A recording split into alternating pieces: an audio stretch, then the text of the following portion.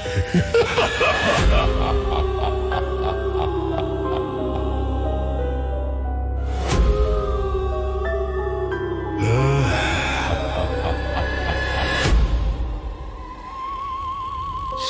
Philippines podcast.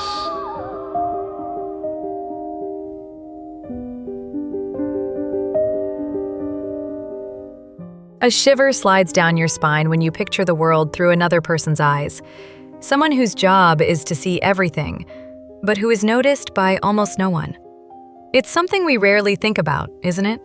The life of the security guard, the night watchman, part protector, part unseen observer of endless darkness. Imagine weaving through a maze of deserted hallways, or standing before a flickering monitor in a silent CCTV room, when everyone else has left and the unknown drapes the city in a heavy velvet shroud. What would you do if you were the only witness? If the dead of night brought not just threats of crime, but things no one else would ever believe? Malls and office buildings come alive with stories after midnight, secrets lurking just past the reach of neon light. Is it true that the line between exhaustion and fear can erase all sense of what's real? Or are there eyes watching back, unblinking, ancient, and hungry for notice? A darkness permeates this episode, touching on scenes and themes some may find deeply unsettling. Listener discretion is a necessity. I am Jessica, and you are listening to Stories Philippines podcast. Season 3, Episode 8, August 23, 2005. The unblinking eye of the guard. The horror, the solitude, and the burden of every security guard still echoes in the empty air. Think about it. How often do we pass by security guards with just a nod, if that, never pausing to imagine the world they inhabit once our backs are turned? In 2005, malls and office buildings in Metro Manila found themselves under the vigilant gaze of thousands of men and women. Some guards struggled with boredom. Others fought to stay awake. For most, the job meant minor frustrations: a broken lock, a late delivery, routine checks of vacant restrooms, back alleys, and silent stairwells. But for some, the dread was sharper.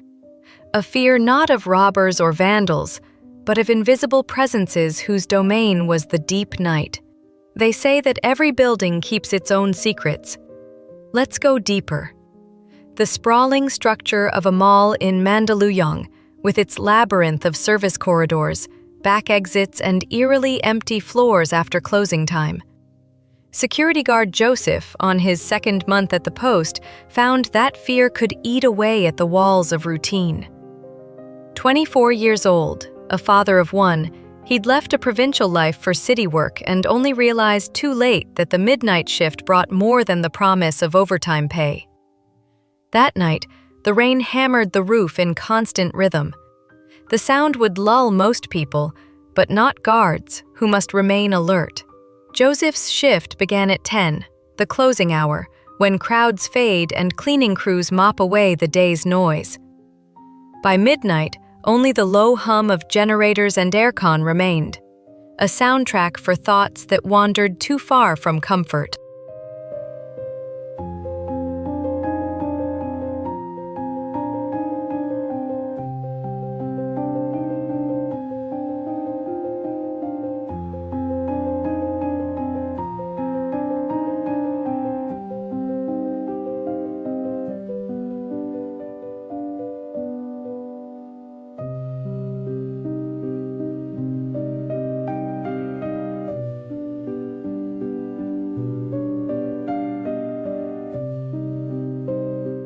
He had heard stories from older guards, tales dismissed as mere coping mechanisms, born from exhaustion or isolation. But there was an unwritten code among guards: report what is seen, not what is felt. That night, Joseph lingered near the elevator, a passage rarely used after midnight. There were times when CCTV caught flickering movements on the screen, vague shapes that vanished when Joseph inspected the hallway. Each time he rationalized: a glitch, a shadow, a trick of light. Routine 1. But not all shapes fade. At one point he saw it, a pale face pressed against the glass pane by the lift. Frozen in fright, Joseph stared as the form stared back, unblinking. A cold wave swept over him, as though the temperature dropped 10 degrees, and even his radio crackled with static. Who else had ever seen this before? The next day, he asked his supervisor, Jaden, if the CCTV footage was archived overnight. Jaden was stoic, years older and hardened by countless shifts. "You're seeing things," he said. "It's always the guard, never the camera." But Joseph insisted. They rewound the tape.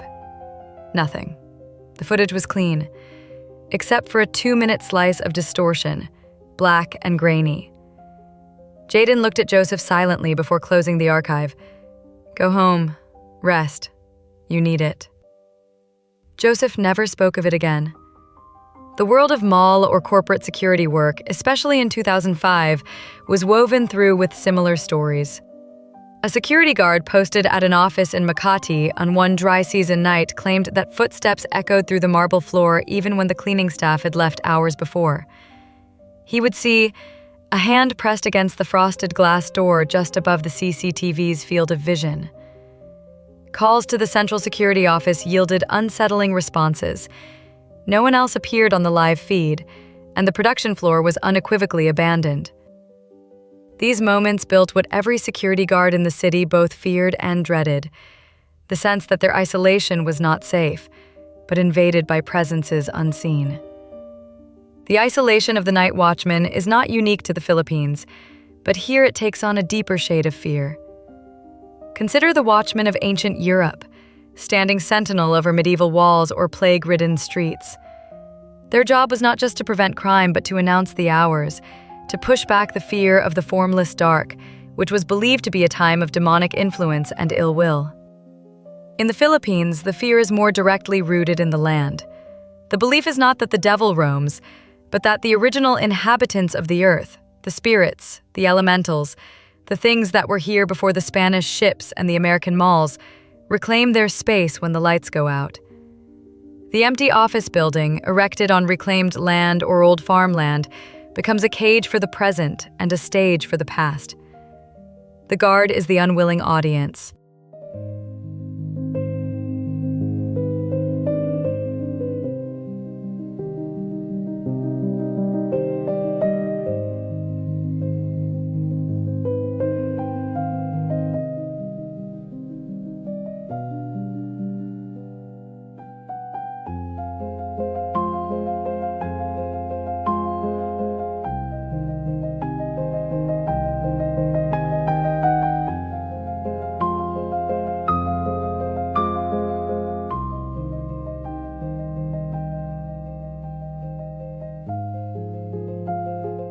And then there are stories from guards in provincial locations where the isolation is compounded by lashing rain and the endless black stretch of land.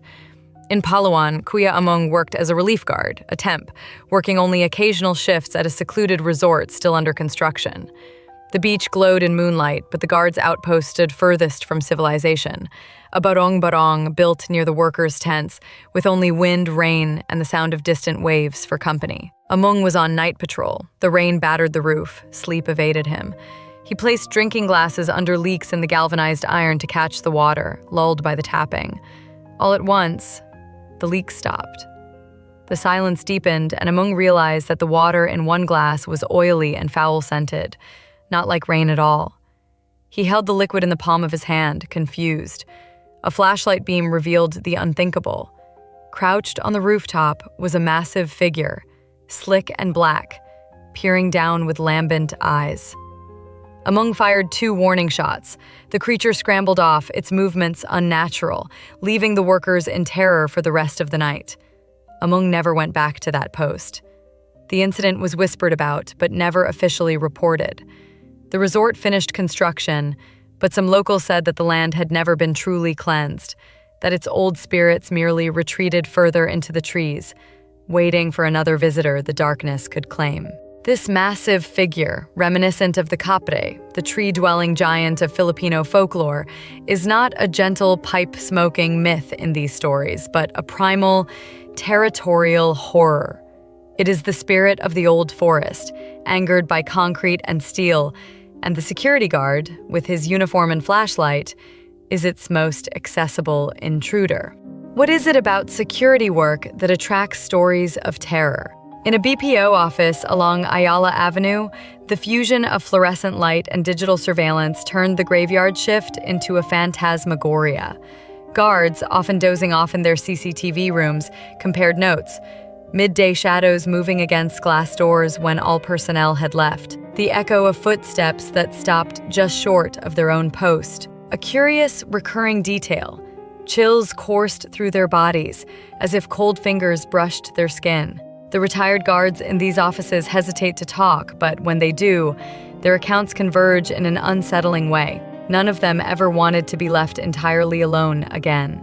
This sensation of cold is widely reported in accounts of the paranormal, and it has an international parallel in the cold spots noted by ghost hunters worldwide. It suggests a non-biological draining of energy, a shift in the atmosphere that the human body perceives as an unnatural drop in temperature.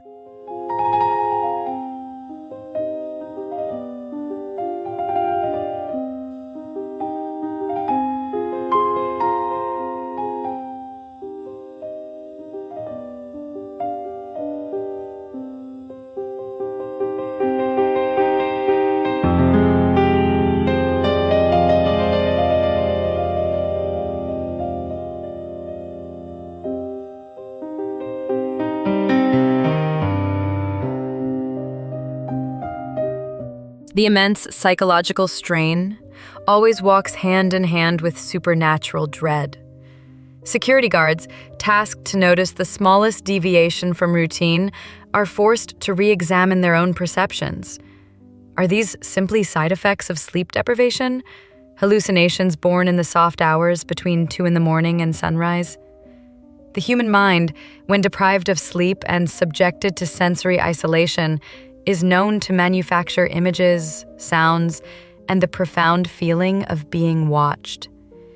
This scientific perspective offers a comforting explanation, a way to fold the terror back into the realm of the rational. But the persistence of the stories, the strange convergence of details across different, unrelated locations, makes this explanation feel insufficient, a bandage on a deeper wound. Or do empty buildings, dimly lit corridors, and incessant surveillance strip away the familiar world, revealing a layer populated by unseen watchers? Superstition remains persistent. Filipino culture warns us not to question too deeply, not to stare too long at the dark or the screen, lest something stare back. This fear of invitation is a strong theme. The idea that acknowledging a presence gives it power, that the act of watching the dark makes you visible to whatever resides in it. This notion is echoed in ancient practices globally, where certain spirits were named to avoid summoning them. There are those who investigate further, applying modern paranormal techniques in hopes of banishing or at least documenting these entities. In one case, a suburban security guard set up personal night vision cameras in tandem with company CCTV, desperate to confirm what he saw. The error rate was high, but sometimes, just rarely, images flickered into view. Human shapes drifting by, shadows that hovered for minutes then faded. Some investigators claimed these buildings were built atop old burial sites or cursed land. This ties into the deep-seated Filipino belief that land is sacred, and its disruption, especially the digging up of old graves or the clearing of forests, invites retribution from the spirits whose peace was broken.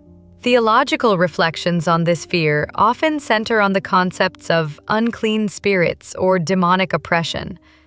In a deeply Catholic country, the official explanation for these phenomena often defaults to religious concepts of evil, requiring a spiritual solution, blessings, exorcisms, or simply the protection of faith.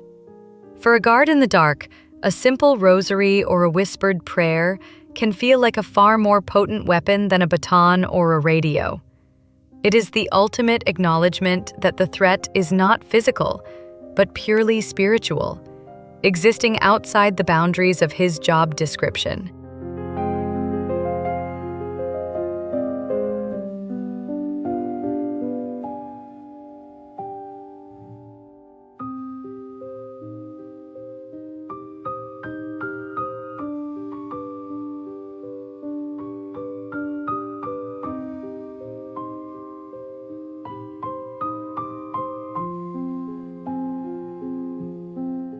Folklore springs eternal. The stories of the multo, or ghost, and the kapre, or tree-dwelling giant, thread through the Filipino consciousness, whether in the city or the provinces. The elevator ghost, a woman in outdated office wear, her hair covering her face, glimpsed only in the dull green of the monitor, has become urban legend among guards at many malls and high-rises. The CCTV ghost, a figure caught on tape but never seen in person, remains a perennial mystery. Stories from sources and countless anonymous posts on forums and social media reinforce the enduring terror that comes from being the lone witness to something profoundly inexplicable. These tales are not just comfort for the frightened. They are warning beacons for those who survive in the world unseen.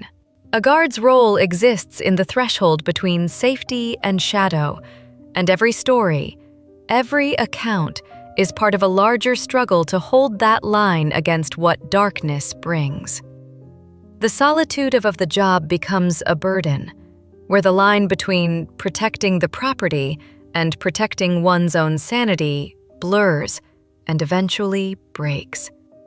Submit your stories to our email, storiesphpodcast@gmail.com. Find show notes and support options in the description. Access exclusive content on Patreon. Follow us on social media for daily folklore facts. So, what does this all mean? In the dead of night, when the city is silent and you cross paths with a security guard, spare a thought. Perhaps even a whispered thanks for all they see and all they never dare speak. Their story is the wallpaper of every mall, every office, every abandoned room. When you next step onto an elevator, gaze at the dark corner of your building's lobby, or pass a guard leaning on a broom or cradling a radio.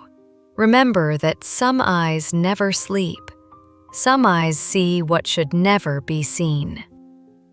Do you believe that the greatest horrors lurk in places meant to keep you safe? Or is the most chilling truth that you will never know what happened after the lights went out and the guard watched, alone, through the unblinking eye? Not everything that is unseen is absent. Not everything left silent is gone. The empty corridors still remember every step. For more chilling stories and unsettling accounts, listen to all our previous episodes and prepare for what's next, because darkness never runs out. Do not forget to like, subscribe, follow, and share this podcast. Support the podcast financially in ways you can find in the show notes. Thank you for tuning in, and until next time, stay aware, because the eyes in the darkness may just be real.